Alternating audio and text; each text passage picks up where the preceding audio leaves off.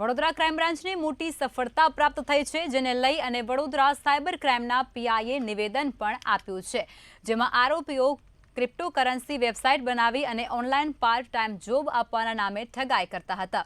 ત્યારે ક્રાઇમ બ્રાન્ચે વડોદરામાંથી 3 આરોપીઓની ધરપકડ પણ કરી લીધી છે। મોબાઈલ ફોન અને લેપટોપ સહિતની વસ્તુઓ પણ તેમના દ્વારા કબજે કરવામાં આવી છે।